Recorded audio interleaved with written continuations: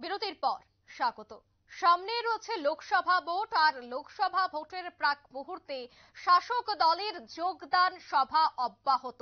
প্রায় প্রতিদিন রাজ্যের বিভিন্ন জায়গায় শাসক দলের যোগদান সভা অনুষ্ঠিত হচ্ছে।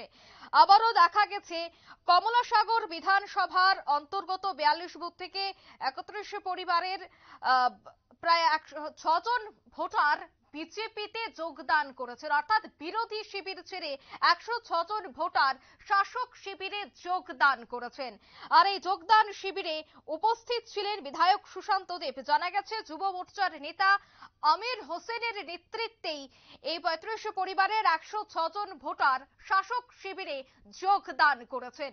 যেহেতু হাতে আর মাত্র কয়েকটা দিন বাকি, নির্বাচনের ঢাকে কাঠি পড়েছে, তাই ইতিমধ্যেই দলকে আরো শক্তিশালী করতে, আরো দৃঢ় করতে, আরো মজবুত করতে ইতিমধ্যে এই সমস্ত যোগদান সভা অব্যাহত রয়েছে। সেই বিষয়ে বিধায়ক সুশান্ত দেব কি বলছেন শোনাবো। সিদ্ধান্ত নিয়েছেন যারা আজকে ভারতীয় জনতা পার্টিতে যোগদান করবেন, এখানে 35 পরিবারের 106 ভোটার, আপনাদের প্রত্যেককে আমার ব্যক্তিগত পক্ষ থেকে আন্তরিক শুভেচ্ছা অভিনন্দন জ্ঞাপন করছি। Actually Bharatiya Janata party the party with differences. আমরা অন্যান্য রাজনৈতিক দল থেকে আলাদা।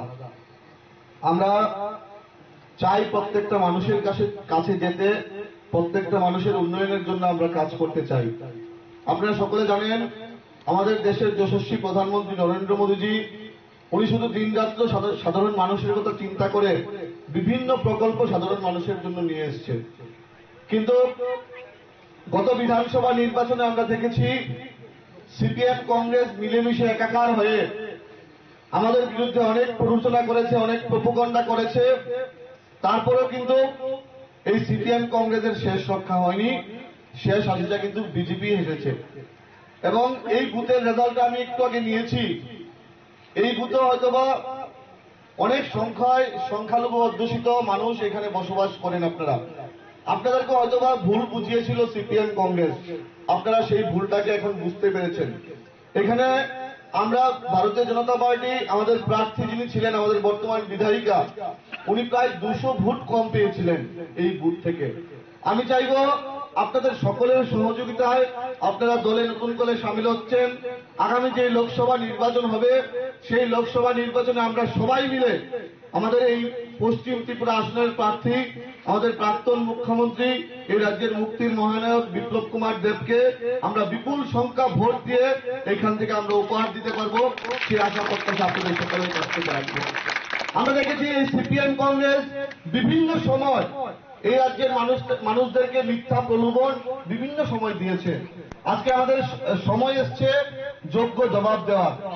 গত বিধানসভা নির্বাচনের আগে সিপিএম কংগ্রেস বিভিন্ন মিথ্যা প্রলোভনের মাধ্যমে মানুষের কাছে যাওয়ার চেষ্টা করেছে।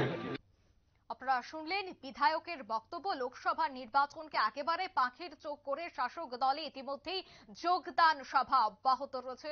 গতকালকেও দেখা গেছে কমলাসাগর বিধানসভা কেন্দ্রেও এই যোগদান সভা। নিয়ে নিচ্ছে ছোট্ট একটি বিজ্ঞাপন বিরতি, সঙ্গে থাকুন।